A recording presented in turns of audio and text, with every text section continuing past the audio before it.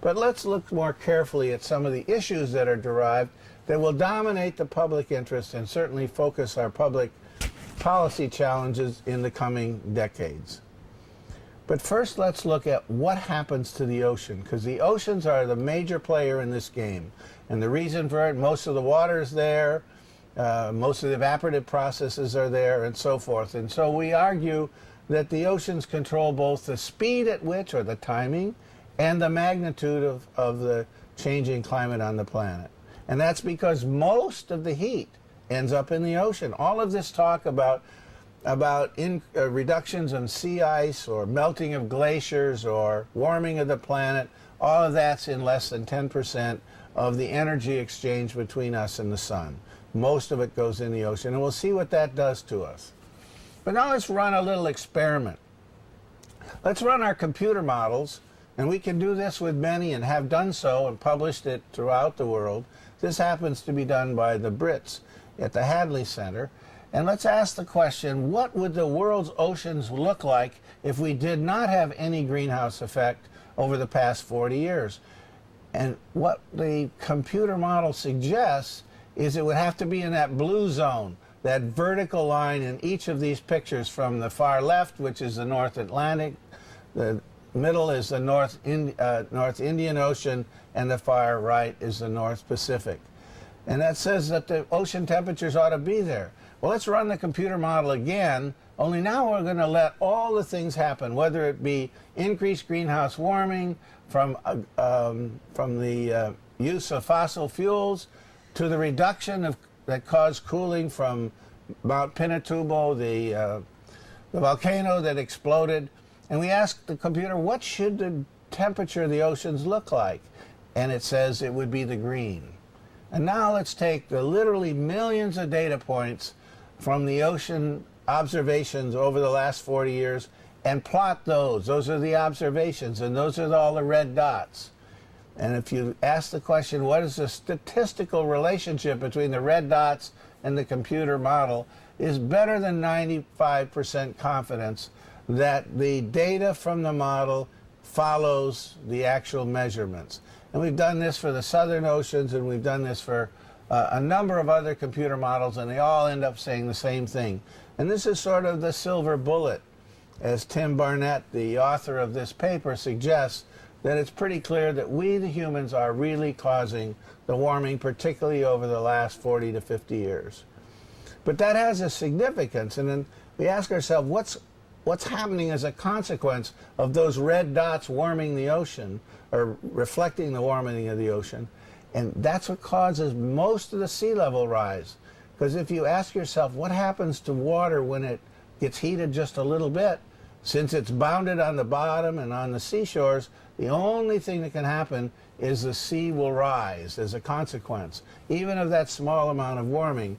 And virtually all of the sea level rise we've seen over the last 40 or 50 years has come from this expansion of the world's oceans due to the warming.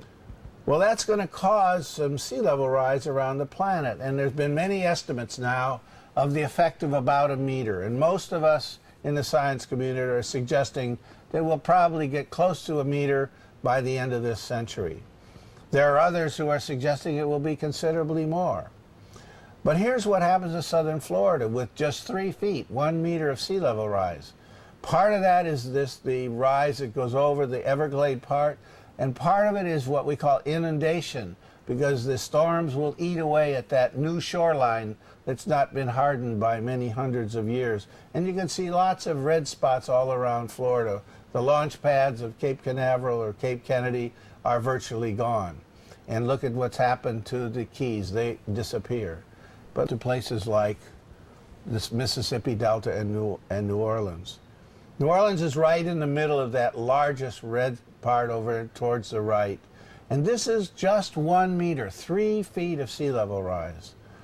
One can see that this is a serious prospect for that part of the United States. We got some evidence of this process when we were flooded out by Katrina. It reached into many of these areas because it had a sort of false effect of raising sea level. And we can see this will be permanent and be this way with 1 meter of sea level rise. So it's a major prospect to worry about. But here's something else you've heard about. It's so-called conveyor belt, or the thermohaline circulation in the technical terms. Water is moved from the North Pacific over by Alaska on the right through the Indonesian archipelago of islands. It's constantly being warmed and warmed. It goes below the tip of South Africa. It lost a little heat as it goes by there. But as soon as it heads north, it's getting more heat, more heat. It's warming and warming. It becomes the Gulf Stream off the coast of the United States. But as it heads towards Europe, it starts releasing that heat to the atmosphere.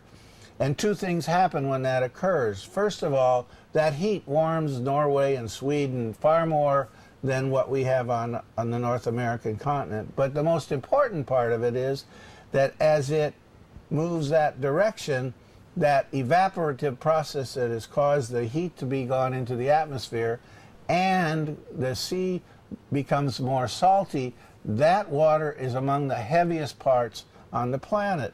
And it's so heavy that it sinks all the way to the bottom and follows the darker blue pathway all the way to the Pacific, where it rises up like a massive conveyor, and it moves about 40% of the energy around the planet.